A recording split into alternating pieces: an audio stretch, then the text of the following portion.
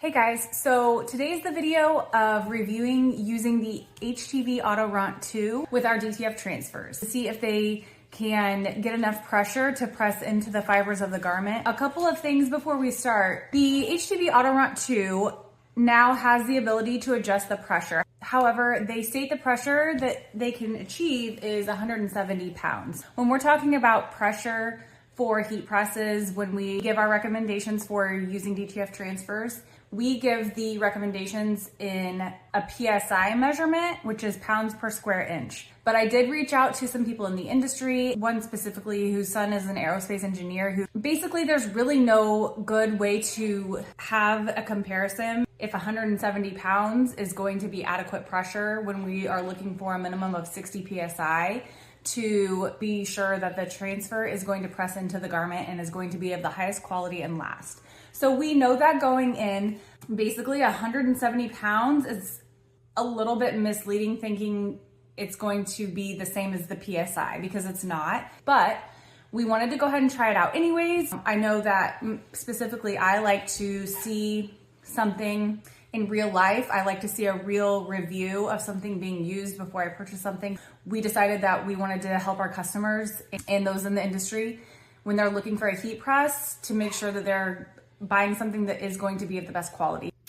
Hey guys, okay, so I am so excited to finally film this video. This is going to be the testing of using the HTVRONT 2, which has the ability to now increase or decrease or adjust your pressure so that you achieve enough pressure when you're pressing DTFs. We have a ton of customers who use the original HTVRONT, and we see posts all the time about it. And honestly, it's a little controversial, but we don't believe it attains enough pressure to adequately press the DTF transfer into the shirt for washability and durability. So we decided to just buy the new one that just came out. I've used everything from a Hotronix, a Swing Away, a Vivor. Currently use the MEM semi-automatic pneumatic heat press. It's blown everything else out of the water as far as quality, durability, and ease of use goes, but we know that not everybody can afford that. It took us a while to save up for that. So the HTVRONT 2 is extremely affordable. And so we just wanted to test it out and see if it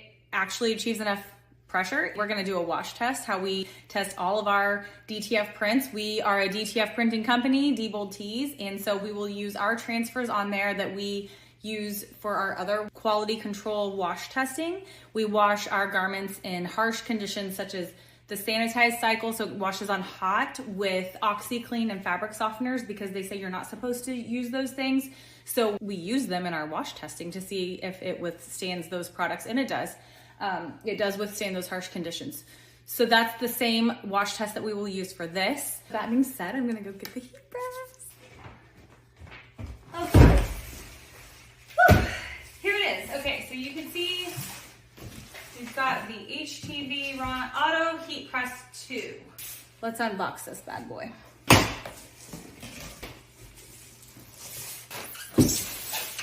So I got the purple color. First impression is I love that you don't have to assemble anything. It's got rubber feet so that it won't slip and slide anywhere. Okay. For our transfers, we press at 285 degrees Fahrenheit for 10 seconds. We do a 10-second pre-press, 10-second press, 10-second post-press. So that's what we're going to do for today. 285. So far, this is super user-friendly. We've got our shirt on here. You kind of feel a little click, so you know it's all the way in. You just push the start button.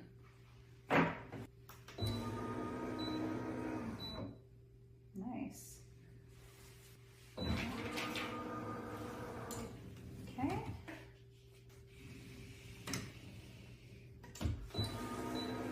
So one thing we noticed with the original HTVRONT is that, especially after washing, the transfer appeared to be wrinkled or lifting in places. One thing we noticed when we know it has attained enough pressure is that the design will take on the appearance of the lines of the shirt. So you can tell that it becomes one with the shirt. Okay, so we peeled that off. The transfer did not stick at all. It peeled right off. So we're gonna go in for our post press. So we're gonna do that real quick. Okay, so the first test that I'll do is just to look and see if the transfer is like pressed into the fabric lines of the garment. Okay, so this was, I mean, extremely easy to use. It's literally pressing a button. It's okay, Izzy. And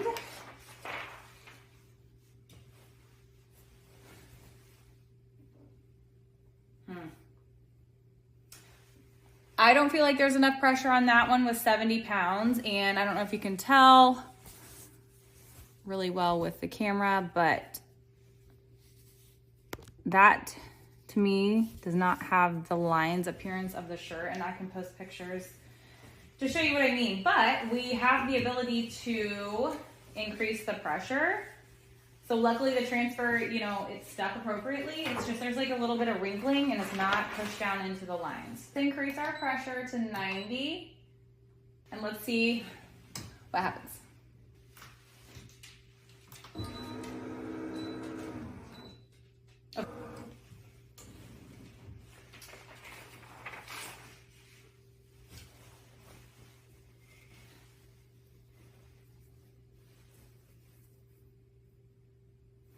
Okay, I still do not see, I don't know if you can see this well on the camera.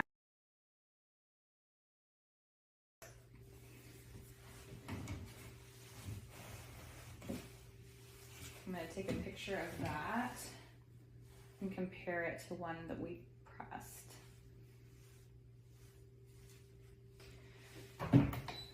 Oh, I wanted this to really work, you guys. Okay, 170 is it. 170 is the highest it goes.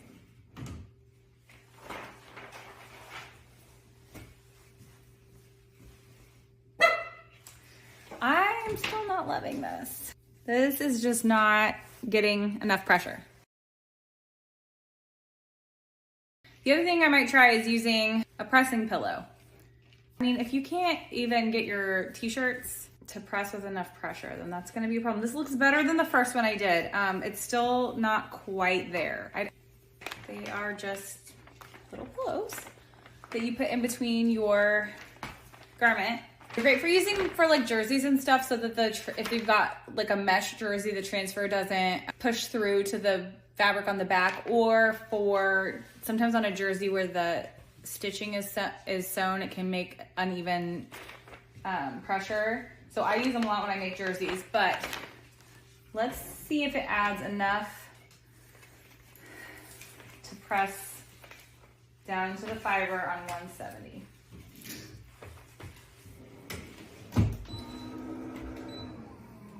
Okay.